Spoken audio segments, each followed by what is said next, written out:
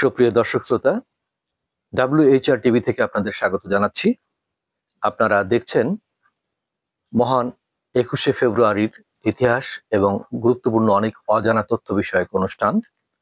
আমরা ইতিপূর্বে আপনাদেরকে দুটি পর্বে এ বিষয়ে বেশ কিছু তথ্য পরিবেশন করেছি।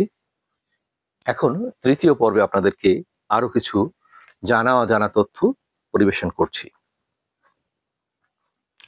আমরা ইতিমধ্যে 1948 সালের মার্চ মাস পর্যন্ত তথ্য পরিবেশন করেছি। এবার 5 এপ্রিল 1948 মাওলানা আকরাম খাঁ বলেন, উর্দুই পাকিস্তানের একমাত্র রাষ্ট্রভাষা হওয়া উচিত। দেখুন,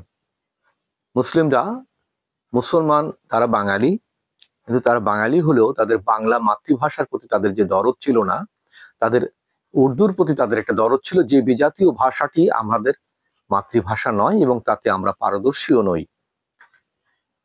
এরপর 11 মার্চ 1949 রাষ্ট্রভাষা দিবস পালিত হয়। 11 মার্চ 1950 রাষ্ট্রভাষা দিবস পালিত হয়।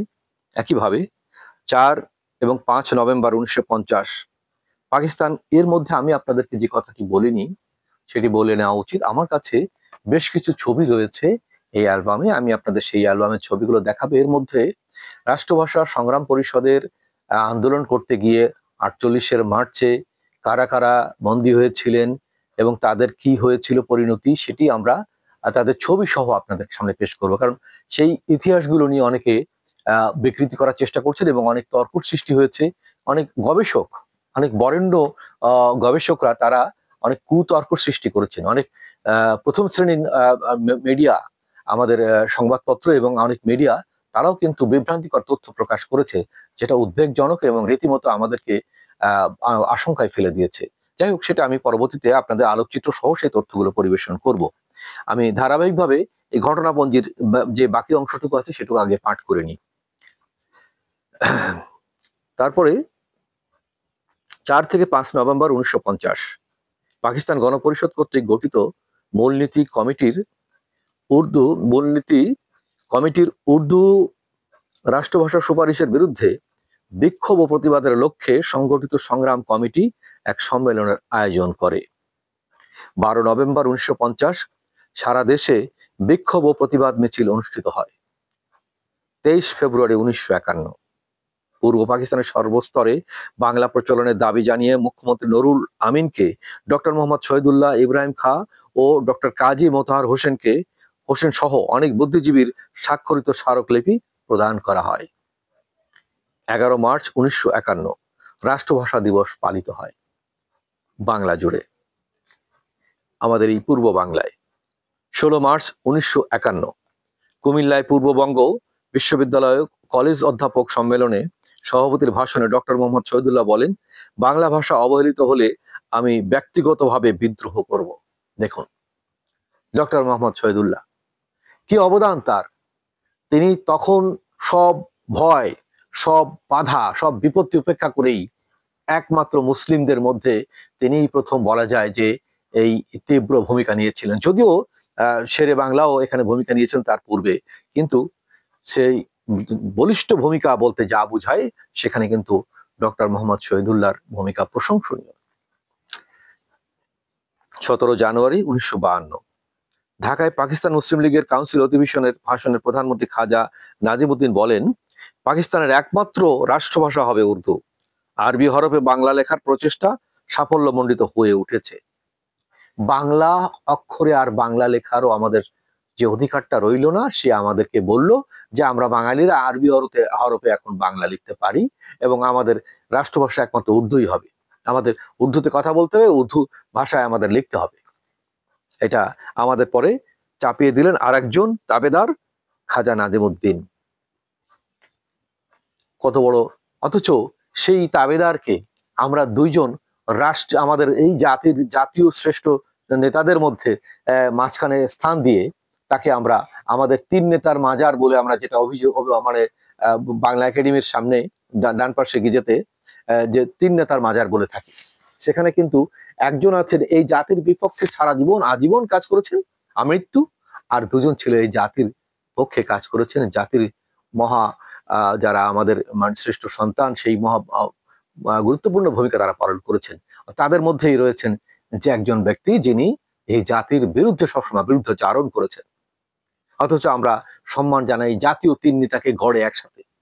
মানে আমরা এমন একটা জগা খিচুড়ি জাতি হয়ে গেছি, এমন একজন বিবেক বর্জিত জাতি হয়ে গেছি যে কে আমার বন্ধু, কে আমার শত্রু, কে আমাকে বিনাশ করতে চেয়েছে, কে আমাকে রক্ষা করতে চেয়েছে, সেটা ভুলে গিয়ে আমরা দুজনকে একসাথে গলায় জড়িয়ে ধরেছি এবং দুজনকে আমরা ফুলের মালা দিয়ে বরণ করে নিয়েছি। নতুন প্রজন্ম আজ এত বছর পরেও, ভাষা আন্দোলন হয়ে গেছে ৭৩ বছর আগে, ২১শে ফেব্রুয়ারি ৭৩ বছর আগে, আর ৭৭ বছর আগে থেকে এই আন্দোলন শুরু হয়েছিল। অথচ এর মধ্যে আমাদের জাতির কোনো মনীষী, কোনো গবেষক, কোনো বিজ্ঞজন, কোনো রাজনীতিবিদ, এমন কোনো বুদ্ধিজীবী এই বিষয়ে এইভাবে তথ্য পরিবেশন করেনি, যেটি আমি আজকে আমাকে করতে বাধ্য হলাম আমি। কারণ আজকে এই দিনে ২১শে ফেব্রুয়ারিতে আমি সকালবেলা যে জিনিসটি দেখলাম একটি মিডিয়া, একটা চ্যানেলে, যে বাংলাদেশের প্রথম শ্রেণীর একটি গণমাধ্যমে এবং বাংলাদেশের একজন বিদগ্ধ সর্বজন শ্রদ্ধেয় বলতে গেলে আমারও অনেক প্রিয় ভাজন ব্যক্তি ছিলেন, একজন গবেষক। তিনি একসময় পশ্চিমবঙ্গের বর্ধমানে বসবাস করতেন। বাংলাদেশে এসে তিনি একজন বড় মাপের গবেষক হলেন এবং তিনিও সেটি অস্বীকার করলেন অবলীলায় এবং কিছু ব্যঙ্গোক্তি করলেন। তখনই আমি ভাবলাম, আর তো চুপ থাকা যায় না। এই যাদেরকে আমরা জাতীয় অভিভাবক মনে করি, তারা যদি আমাদের বিভ্রান্ত করে, তাহলে আমরা কোথায় যাব? কারণ আমরা সত্য চিনেছি, জেনেছি, সত্যর তথ্য আমাদের কাছে আছে, প্রমাণ আছে, দলিল আছে। আমরা কেন নীরব থাকবো? আমরা কেন চুপ থাকবো? সবাই চুপ থাকতে পারলেও আমরা চুপ থাকতে পারি না। যার বিবেক জীবিত আছে, যার মধ্যে বাঙালির খাঁটি বাঙালির রক্ত আছে, যার চেতনায় বাঙালির মানসিকতা ধারণ করে, সে কখনোই নীরব থাকতে পারে না। যার জন্য বাধ্য হয়ে আজকে আমাকে এই কন্টেন্ট তৈরি করতে হলো, আপনাদেরকে জানানোর জন্য, আগামী প্রজন্মকে জানানোর জন্য যে আমাদের মধ্যে কিন্তু এই ধরনের কর্মকাণ্ড ঘটছে, যা আমাদের আত্মবিনাশী পদক্ষেপের সামিল। প্রথম শ্রেণীর একটা সংবাদপত্র, প্রথম শ্রেণীর একটা নিউজ মিডিয়া, প্রথম শ্রেণীর একটা গণমাধ্যম, আর বাংলাদেশের প্রথম শ্রেণীর একজন বুদ্ধিজীবী, সর্বজন শ্রদ্ধেয় যে একজন বুদ্ধিজীবী, তারা যদি জাতিকে বিভ্রান্ত করতে চায়, তারা যদি মানুষের অবদানকে অস্বীকার করতে চায়, তারা যদি এটাকে বিকৃতি করতে চায়, আমরা তো এটা মেনে নিতে পারি না, এটা মেনে নেওয়া উচিত না। যাই হোক, বিষয়টি আপনাদের মনে রাখা উচিত। আমি ধারাবাহিকতা রক্ষা করার জন্য বাকি বিষয়গুলো আপনাদের উপস্থাপন করছি। ২৭ জানুয়ারি, আপনারা ইতিপূর্বে বলেছি, ২৯ জানুয়ারি ১৯৫২ ঢাকা বিশ্ববিদ্যালয়ের ছাত্ররা বিশ্ববিদ্যালয়ের প্রাঙ্গণে প্রতিবাদ সভা আয়োজন করে এবং খাজা নাজিমুদ্দিনের বিরুদ্ধে আনুষ্ঠানিকভাবে বিক্ষোভের সূচনা করে। ৩১শে জানুয়ারি ১৯৫২ কাজী গোলাম মাহবুবকে আহ্বায়ক মনোনীত করে ঢাকা বার লাইব্রেরিতে সর্বদলীয় কেন্দ্রীয় রাষ্ট্রভাষা সংগ্রাম পরিষদ গঠিত হয়।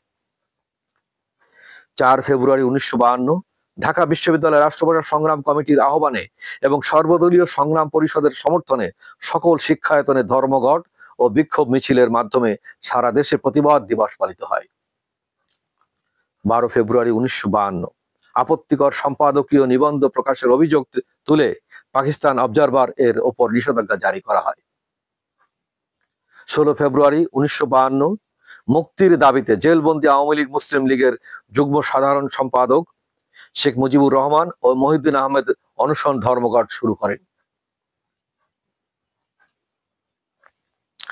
১৮ ফেব্রুয়ারি ১৯৫২ অনশনরত শেখ মুজিবুর রহমানকে ফরিদপুর জেলে স্থানান্তর করা হয়। ২০ ফেব্রুয়ারি ১৯৫২ এক মাসের জন্য ১৪৪ ধারা জারি করে জনসভা, শোভাযাত্রা ও বিক্ষোভ মিছিল নিষিদ্ধ করা হয়। এ বিষয়ে পরবর্তী পর্বে আপনাদেরকে আরো তথ্য দিব। কন্টেন্ট দীর্ঘ না করার জন্য আপনাদেরকে পরবর্তী পর্বে নিয়ে যাচ্ছি। সবাইকে ধন্যবাদ।